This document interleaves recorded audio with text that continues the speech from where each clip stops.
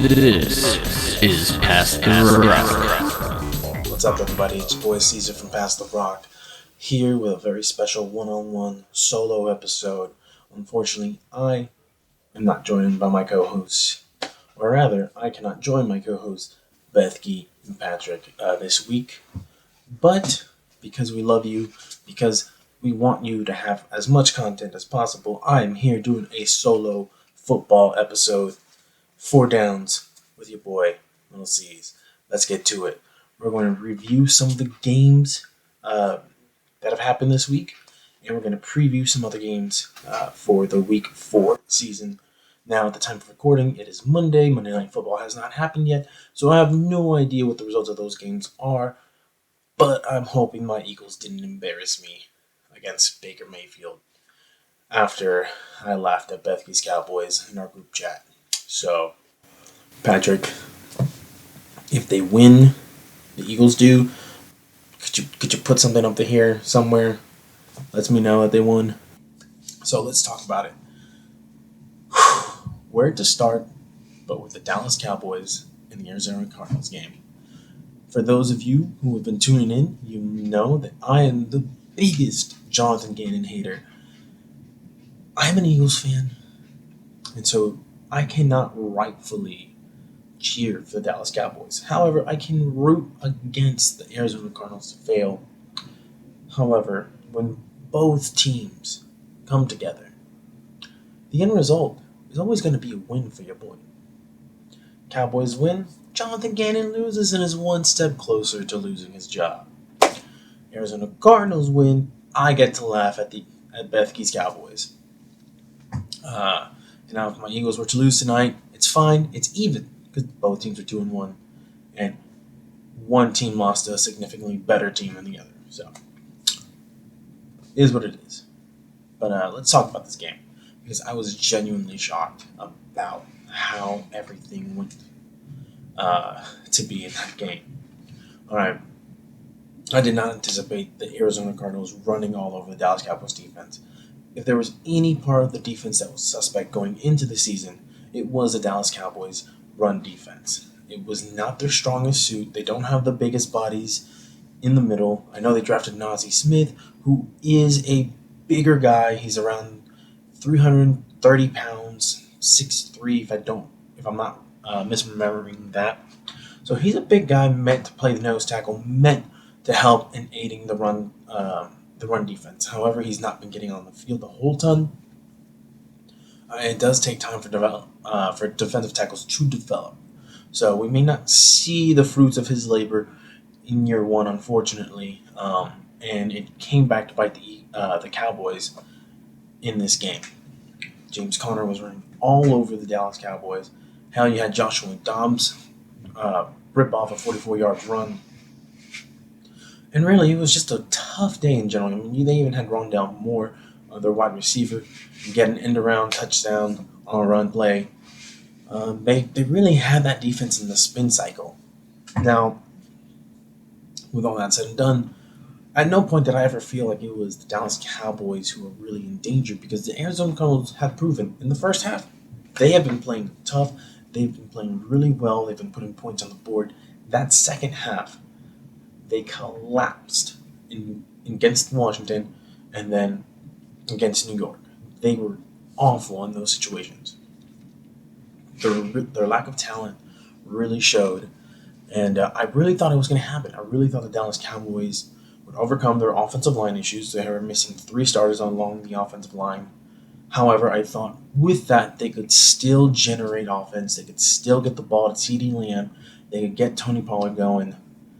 And it was just a rough showing all across the board. I mean, DeMarcus Lawrence, Michael Parsons on the defense, they got their stats in. They got their sacks. They made their presence known. However, when it came to the run game, unfortunately, they're getting run on just as much as anybody else. At one point, I can't believe I saw this. I saw Zach Ertz, who's not a great blocker, block Michael Parsons one-on-one. And I don't remember if it was a pass or a run play, but I saw them at the bottom of the screen right there. I was like, no fucking way did that just happen. And that should have been a sign that this was the Cardinals' game to win. Because Michael Parsons is one of the best defenders on the planet.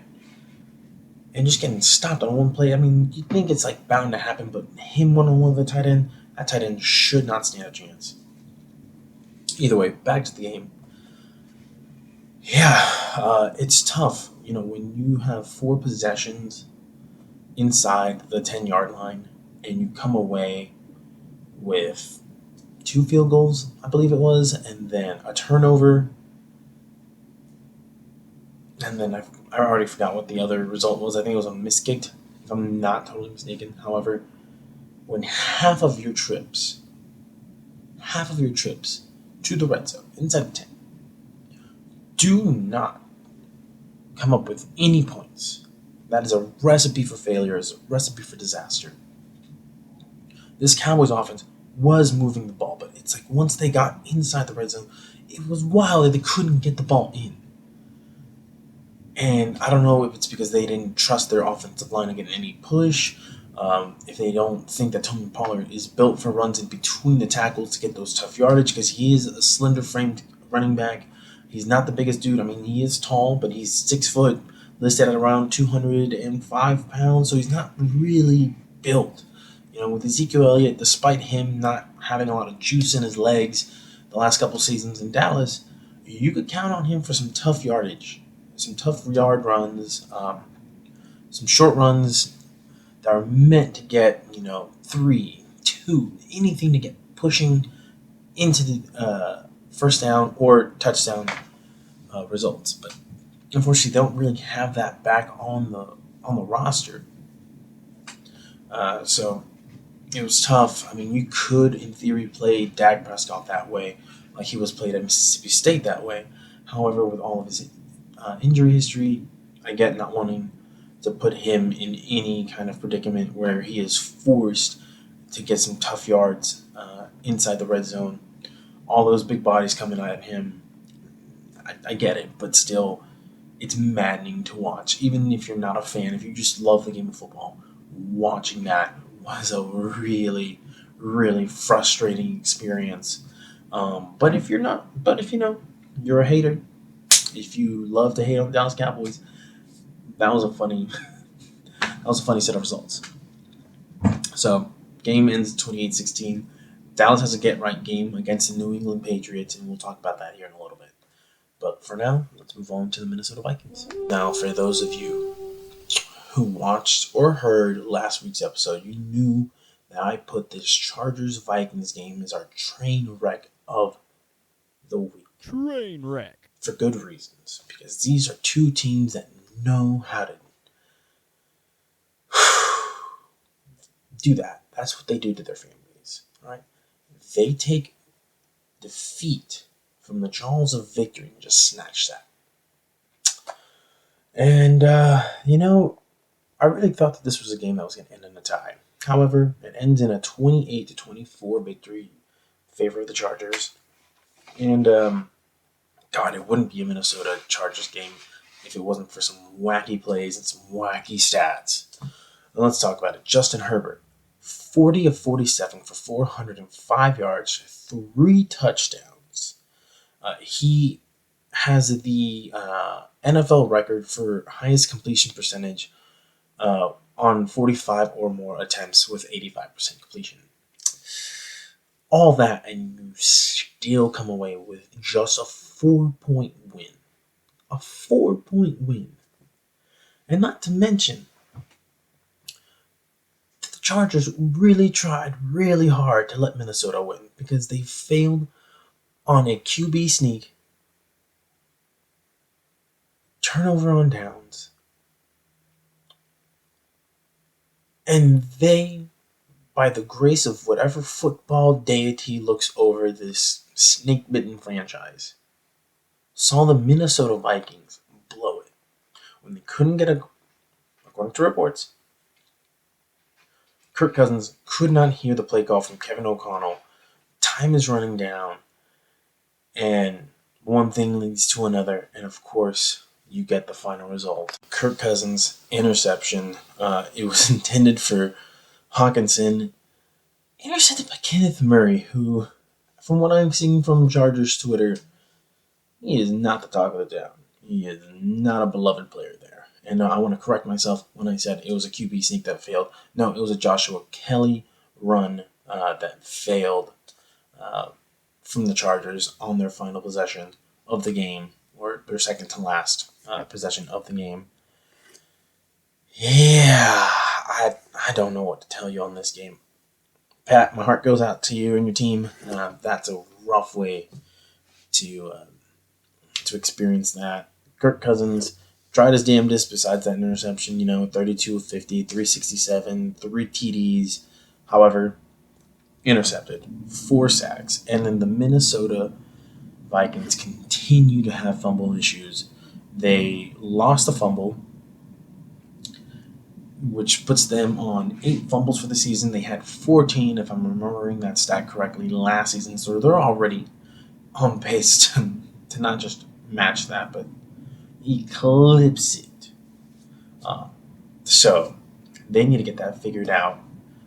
There's only so much that you can do schematically in this situation. If you're the Minnesota Vikings, they chose violence with Brian Flores' aggressive blitz-heavy scheme, and it came back to bite them. Justin Herbert, again, had a great game. Still, this is a team that had to rely on him and had to rely on Justin Herbert because they don't have Austin Eckler. They have Joshua Kelly, Isaiah Spiller, to the tune of 15 carries for 30 yards. This is a bad run game without Austin Eckler. It is one-dimensional. You force this team to just essentially just pass on almost every play. You know what's coming and you can't stop it. And that is just a testament to how bad this Vikings defensive roster is. So this is definitely something that is going to be the theme of the Viking season this year. Last year they were, I believe, they won 11 one-score games last year. 11. That is insane. That is unheard of. There's a lot of luck that comes into that, especially when you look at their record. Yes, they won 13 games. However, their point differential was abysmal. You do not have teams who regularly have a negative point differential and double-digit wins. Don't see that. The Vikings last year were incredibly lucky in one-score games. This year, 3 one-score games, 0-3. They're regressing back to the mean. It was always going to happen. They did not do enough to essentially shore up that defense. They got a new coordinator, and there's only so much a new coordinator can do when he doesn't have the guys to make his vision a reality. So, right now, Vikings are staring at a really long journey back to the top of the division. Detroit's been solid. They're a little up and down. They're not necessarily matching the hype of the offseason, but I don't think they were ever going to. Now I'm thinking about it in retrospect, but it's still a good team. The Packers, they are making it work with Jordan Love. The only saving grace is that you cannot be worse than Chicago right now. So there's your silver lining, Vikings fans. Patrick, is that at least you're not as bad as Chicago. We'll see what happens going forward. This is a team that could be in sell mode if things continue to spiral down. They could trade Kirk Cousins to the New York Jets, who desperately need a quarterback. Zach Wilson is not it. He is awful. Garbage. He is, if you took a bag of dog shit, you lit it on fire, threw it in a dumpster. That dumpster has a bunch of kerosene in it, and then that dumpster gets lit on fire. That is what it's like watching Zach Wilson. It's this is the perfect opportunity for the Jets and the Vikings to become trade partners. Who knows? Maybe you can restock on defense or just get a draft pick. Whatever it is, you got to figure it out somehow. But yeah, that's the review of both Bethany's Cowboys, uh, Patrick's Vikings. Let's move on now to previewing the games to be. What we're going to preview first is the Minnesota Vikings at the Carolina Panthers. This has to be a get-right game for the Minnesota Vikings. Absolutely has to. You're 0-3. This is must-win if you want any chance of the playoffs. And you could not pick a better opponent than a struggling Carolina Panthers team. All right, whether it's Andy Dalton or Bryce Young behind center or under center, this is a team that does not have a lot going for it along the offensive line, on the outside. And as much as I had a lot of love for Miles Sanders in his time in Philadelphia, he is very much a flawed running back. And so this is not the greatest of teams offensively. We've seen it. They stunk up the joint on Monday Night Football, and it's not a team that's built to win. I think a lot of teams had, or a lot of writers, a lot of bloggers, a lot of people on podcasts probably had the Carolina Panthers as like a dark horse to win the NFC South, because it is, on paper probably a pretty bad division. However, it's proving not to be the case. Tampa Bay is pretty good. Atlanta, despite their hiccup against Detroit, and then the Saints blowing a 17-0 lead. It's proven to be a lot more feistier division than I think I and many people gave it credit for. So this is the battle of bottom dwellers right now. But what I think gives Minnesota the edge, and these are going to be the keys to victory that I'm presenting to you guys, is that they don't have anybody who can stop Justin Jefferson. Get Justin Jefferson the ball. He is the best receiver in the game. Maybe 1A him, 1B Tyreek Hill. However you want to rank those guys, that's up to you. However, Justin Jefferson is the best of the best. Or if he's not the best, he's in that top 3, right? And also, take care of the goddamn football. I know you don't have much of a run game, so you're going to be reliant upon Justin Jefferson, Jordan Addison, TJ Hawkinson. That offensive line is not very good. But you're not facing an elite defense in Carolina. You're just not. They have some great pieces. They have Brian Burns. They have Jeremy Chin. They have young, athletic guys over there. However, it's just not a good team. So, if you're Minnesota, you're just going to have to pass the ball and take care of it.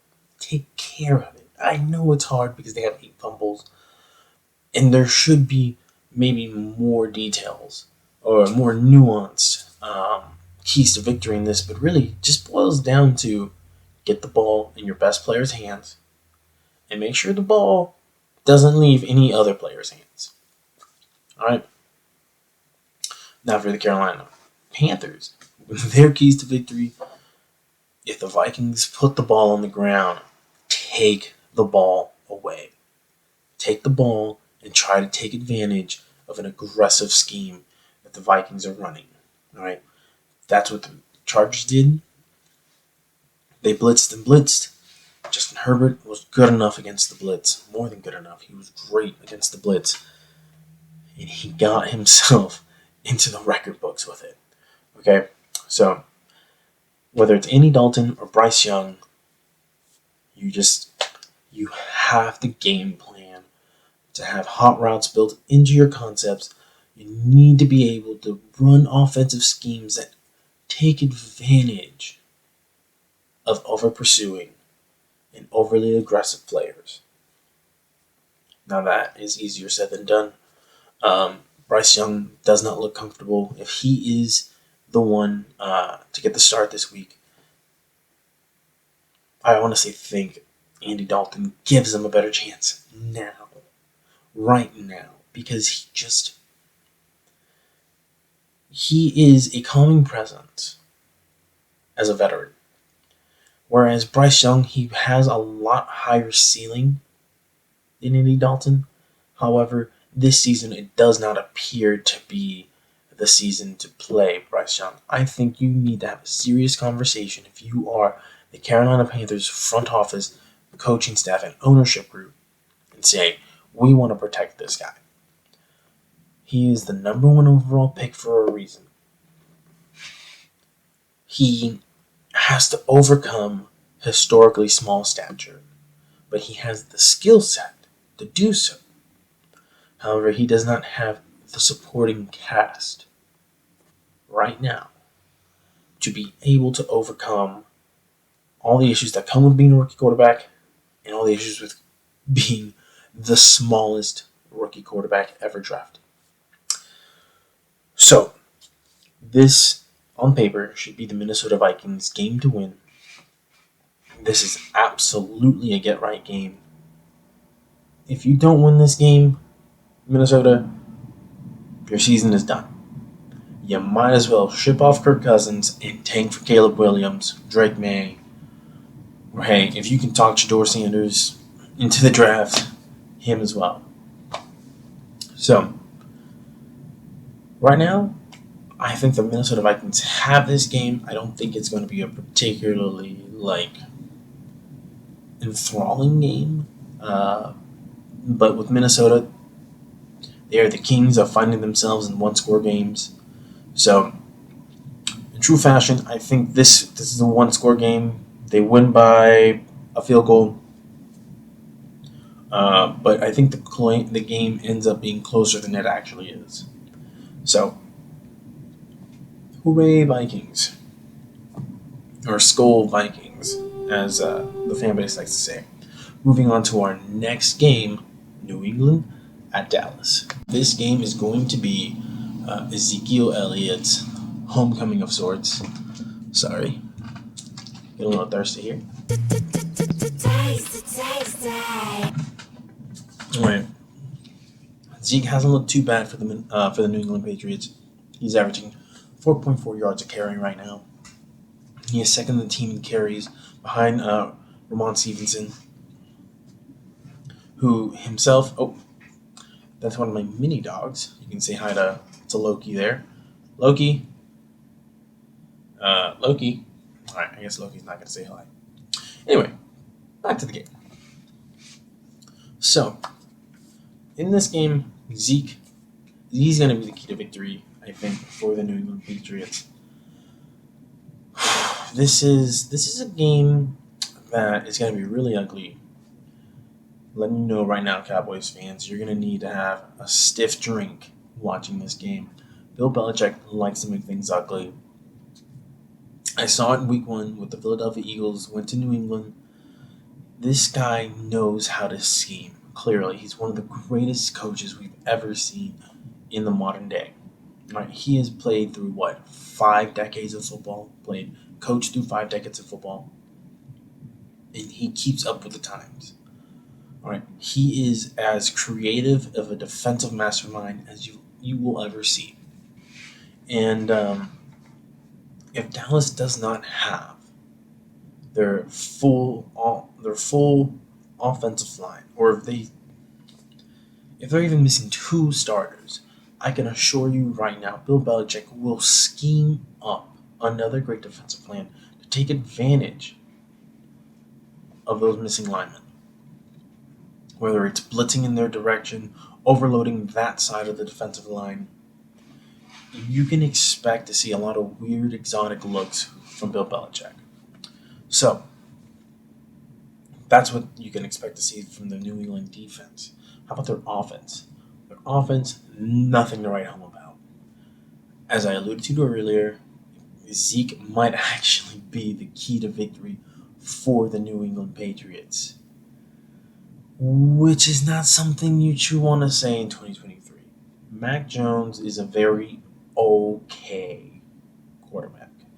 He is not a physically gifted quarterback by any means. He does not have a big arm, and he does not have a lot of speed in his legs. I'm sorry, Mac Jones, believers, truthers, your guy is a physically limited quarterback.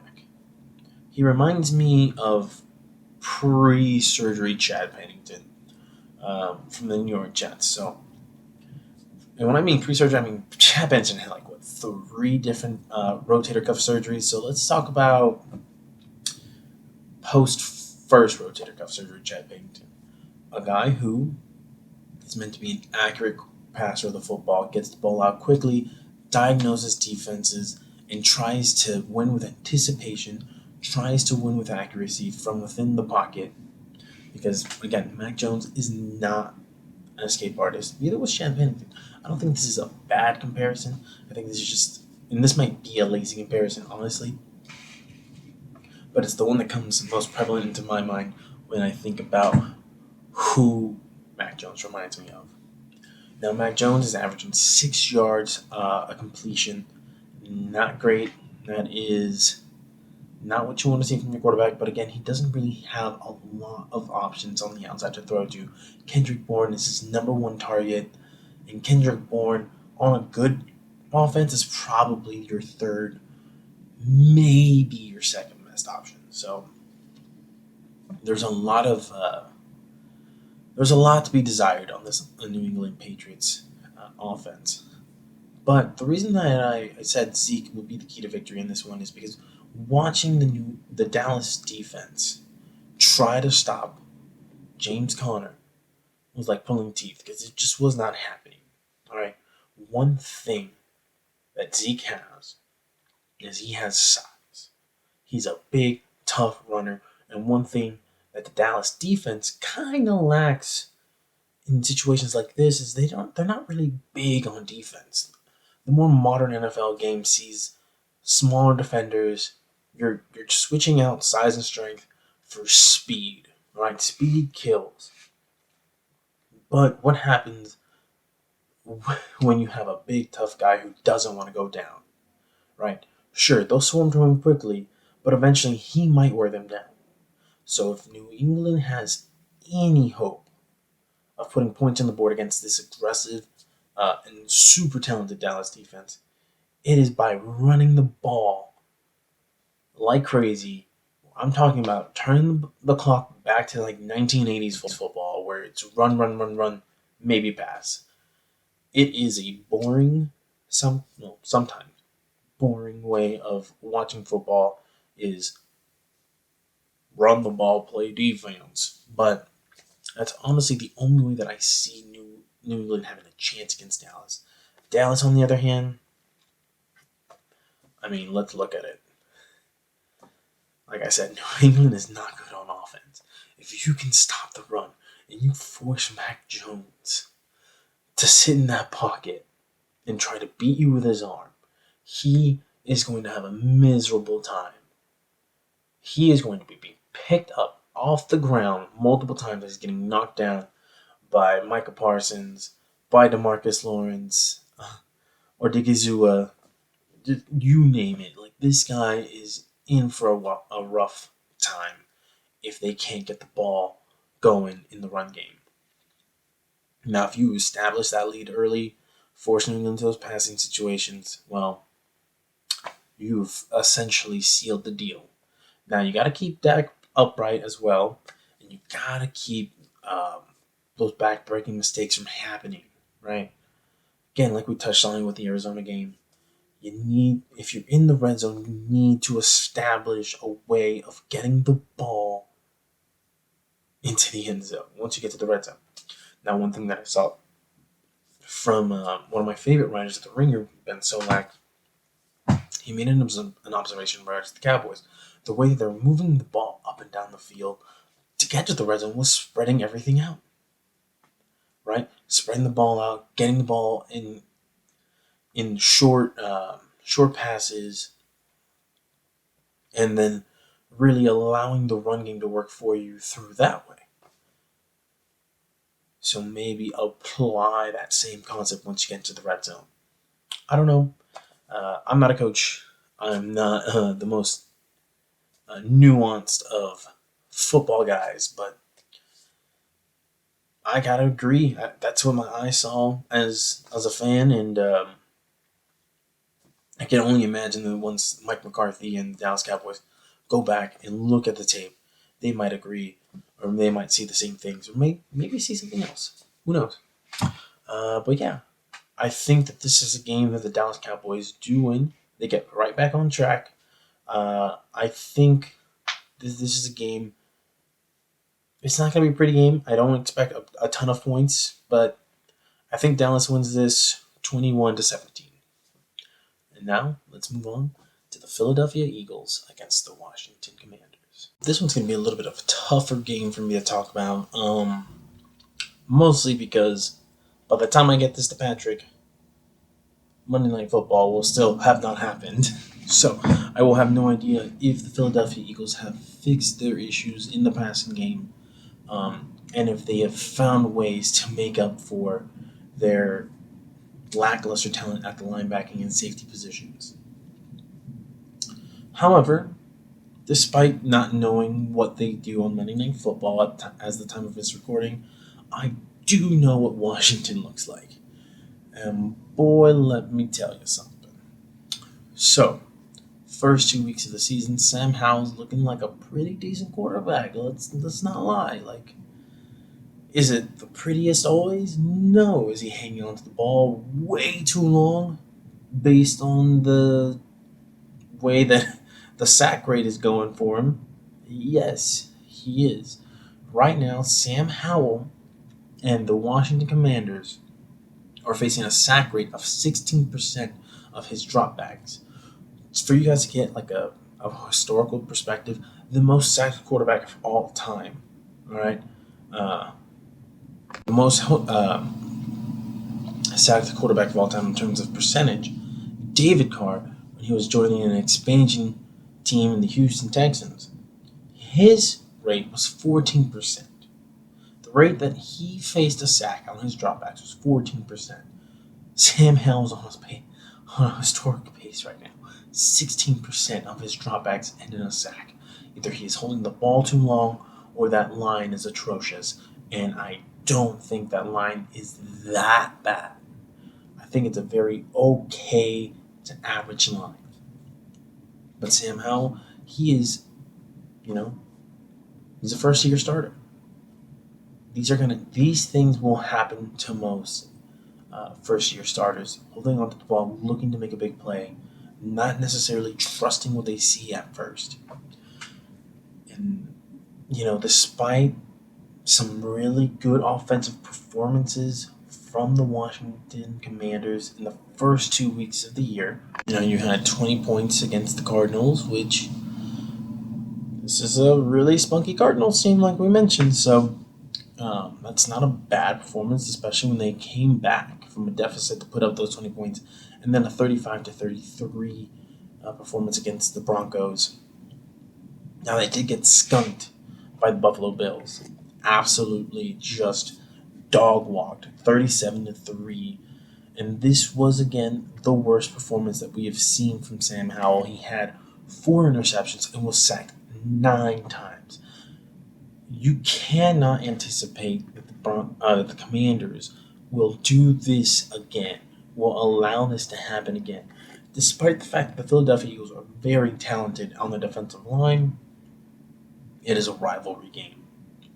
This is a coaching staff and Ron Rivera's staff that has seen Nick Sirianni now for the last 3 seasons. He more or less has an idea of what to expect from the defense. Yes, it's a brand new defensive coordinator, Sean Desai, but schematically, it's not all that different. What is different from Sean Desai versus Jonathan Gannon is philosophically. Whereas Jonathan Gannon had a very conservative approach, his defenses had no teeth because he himself did not throw a lot of curveballs to the opposing offenses. He expected his guys to just line up, play, and just be better than the other side. And last year, that was great up until the Super Bowl. But the year before, it was terrible.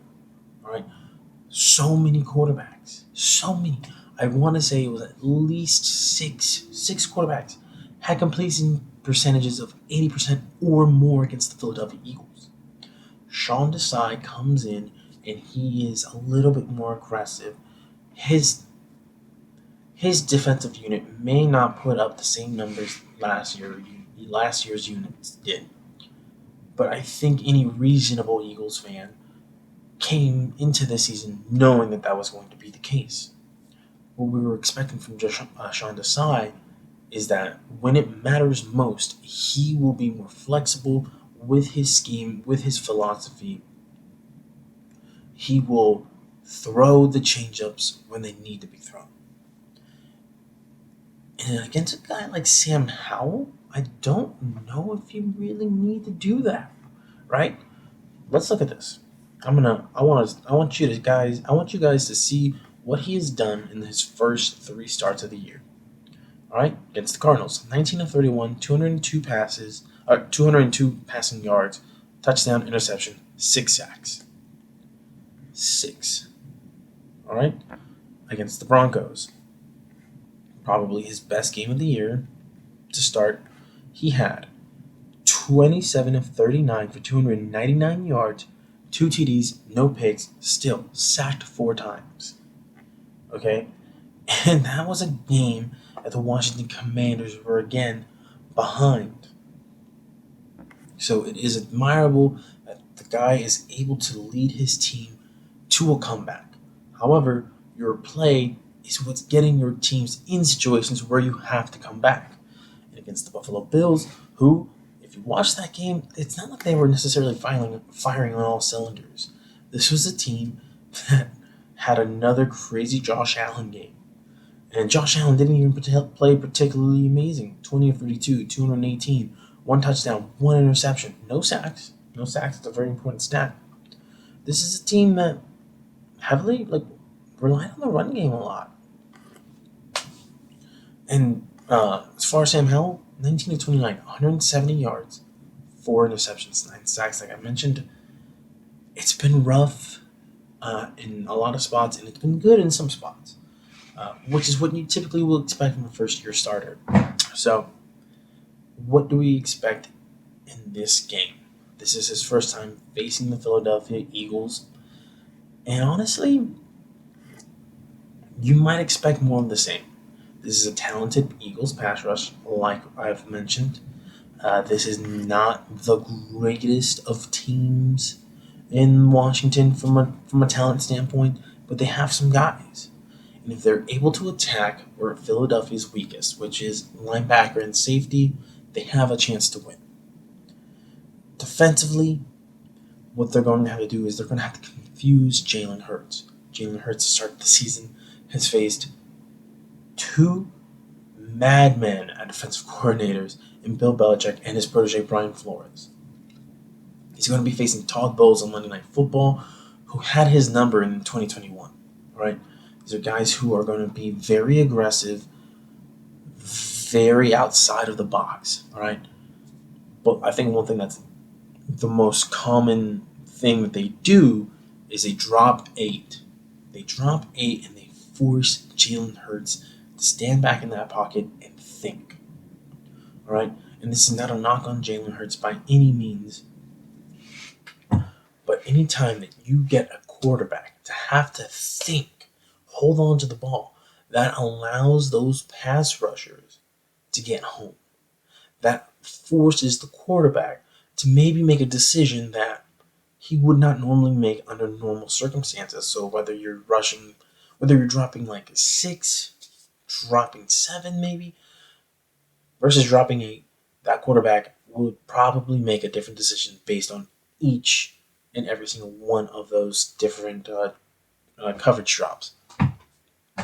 So, on this game, you're going to have to confuse Jalen Hurts, and you are going to have to keep Sam Howell upright somehow, some way. And if that's getting the ball out quickly and attacking the middle of the field, attacking those linebackers, then so be it.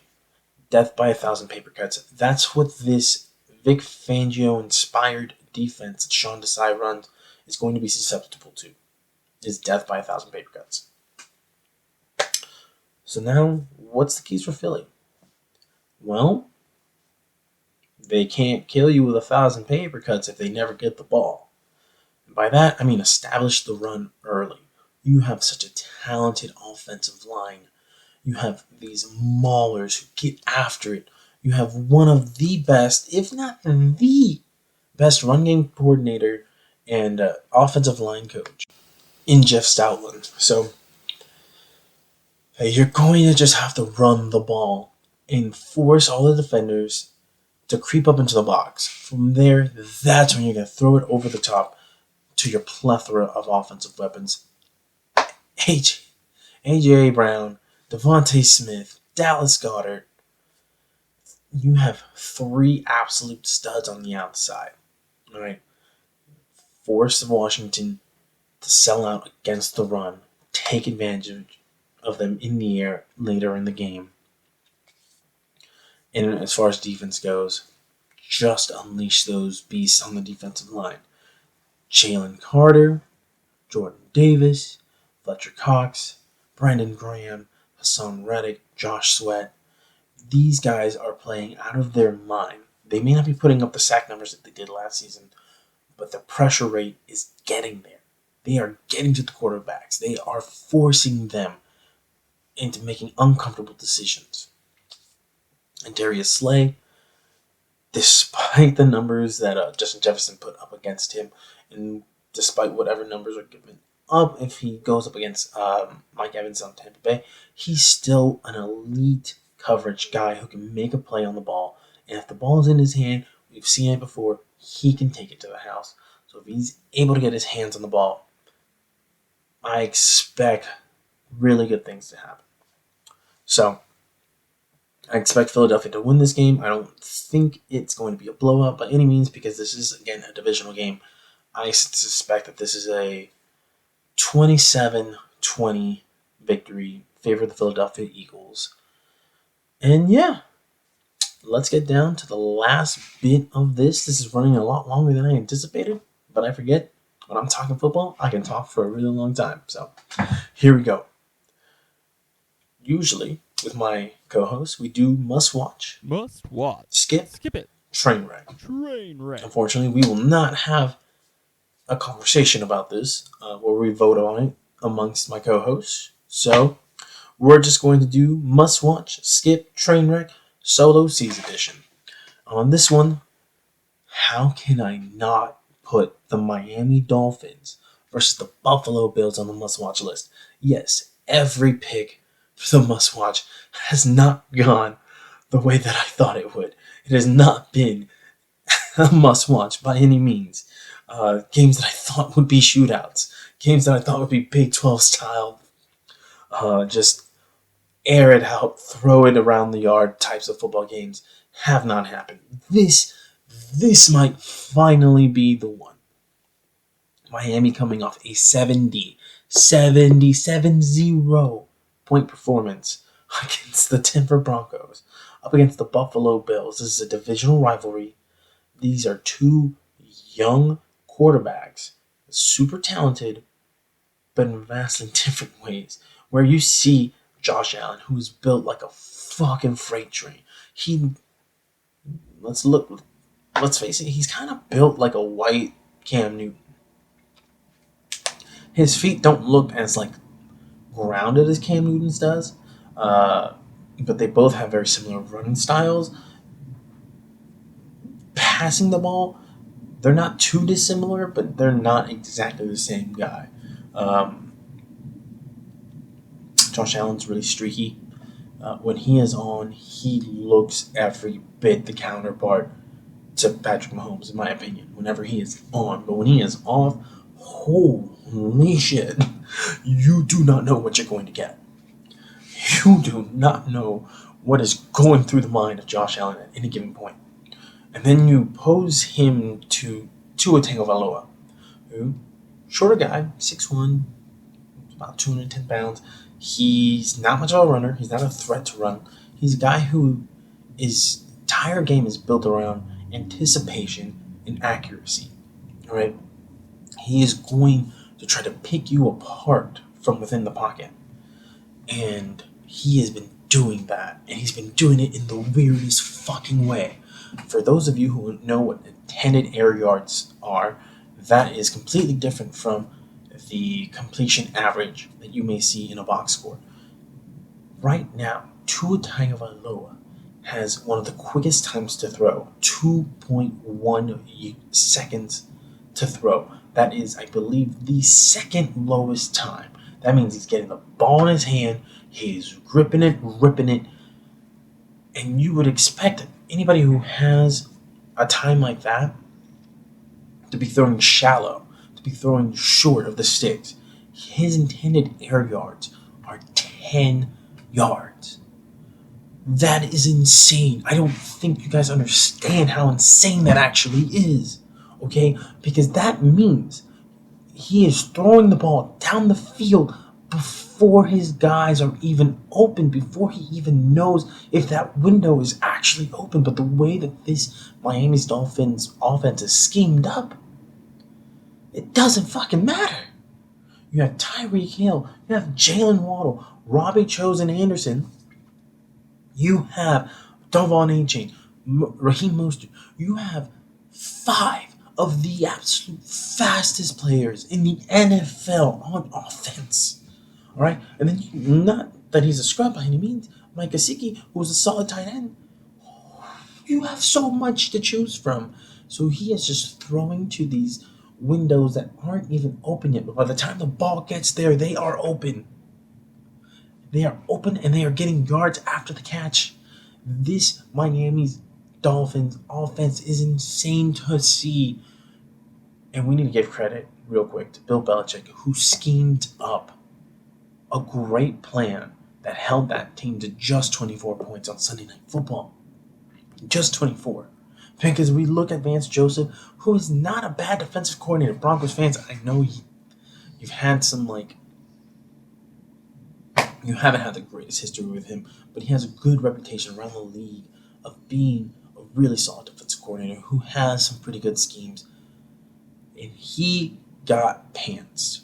I'm sorry that happened to you guys. I'm not really sorry because Sean Payton's kind of a scumbag asshole who deserves it and probably would have gone for the points record if he had a chance. But that's neither here nor there. There's my dog again, one of many, who he's tired.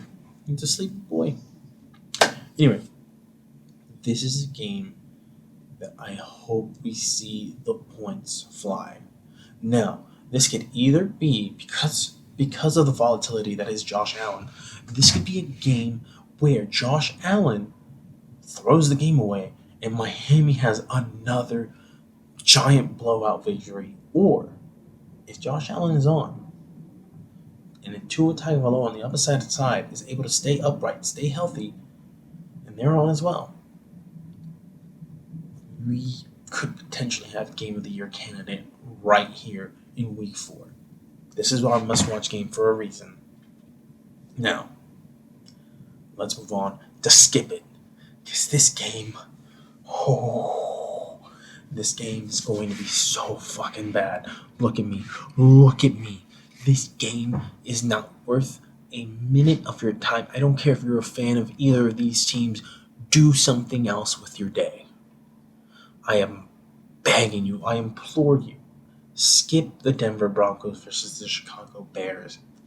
The Chicago Bears have had the weirdest start to the season off field, with their defensive coordinator getting his home rated, to their quarterback, Justin Fields, throwing their offensive coordinator under the bus, retracting his statements, then purposely finding his offensive coordinator with cameras around, giving him a hug, letting you know everything's okay. Matt Eberflus, you are out of your element. You should not have been hired as the head coach. It's not your fault. But you should not have been hired as the head coach to be paired with Justin Fields. Now, I want to believe in Justin Fields so bad. I saw the immense talent that he was at Ohio State. This is a guy who was as confident a thrower as there was in college during his time there, with maybe only Trevor Lawrence as a better prospect, as a better thrower.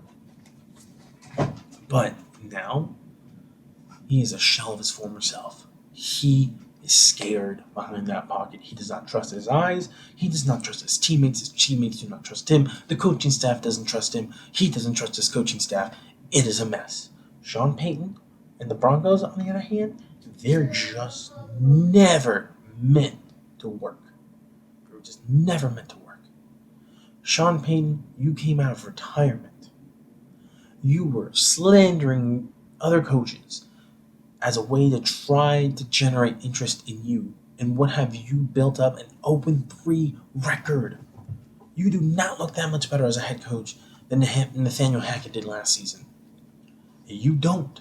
You might have Russell Wilson looking a little bit better in the box score, but the eye test shows me that this Russell Wilson is still not all that good anymore. All right? He's still overly reliant on throwing deep and out from outside of the pocket. He cannot stay in the pocket because he does not see over his line. He does not trust the windows that the schemes open up from when he is in the pocket. He does not throw it to the middle of the field. He makes his offenses one-dimensional. And again, that defense clearly doesn't look any good either. There's going to be a lot of punts in this game. There's going to be a lot of frustrating sequences on offense. This is just not worth your time. All right? And this is more time than I wanted to talk about that game, but I just couldn't help it. I got worked up. So, skip Denver versus Chicago. Or, if you're a psychopath, don't. I don't know. Anyway, let's get to the final part of this segment. It's the train wreck. Las Vegas versus Los Angeles. Raiders versus Chargers. Dog, what can I say? This is a Chargers team that you just don't know what you're going to get on any given week. They have some of the worst defensive performances on a week-to-week basis. They have some of the most frustrating offensive play calls on a week-to-week basis over the course of many years across different coaching regimes, front office regimes. Doesn't matter who their quarterback is. Doesn't matter who's on that roster. This is a team that will induce anxiety amongst their fans and just continue the ways of Chargers are going to Charger. And then this Las Vegas Raiders team, dog, if you saw their game Sunday night, you were left with a lot of head-scratching moments, especially Josh McDaniels being inside of that 10-yard line, going for a field goal when in the previous possession they went for 8, right? They are down 8 points.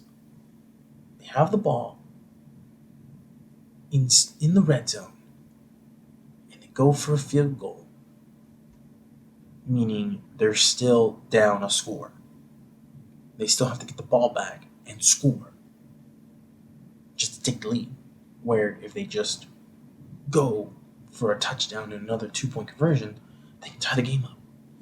Maddening play calls from that. He's a conservative head coach. He's not aggressive. He's not a leader of men. This Raiders team is not going to win a lot of games, despite the presence of Devontae Adams on the offense. He's frustrated with that team. I think anybody who roots for that team is frustrated with that team. This is just a game where something ridiculous is going to happen.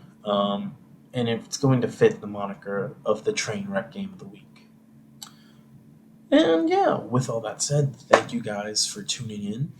Thank you for my co-hosts for being understanding of me not being able to be there for our typical recordings. I can assure you next week I should be there. Fingers crossed. And we'll talk more football. And yeah. We'll see you guys next time. Thank you again. This has been a special solo edition Past the Rock. Thank you for listening. As always, like, subscribe, share, and look. This is Past the Rock.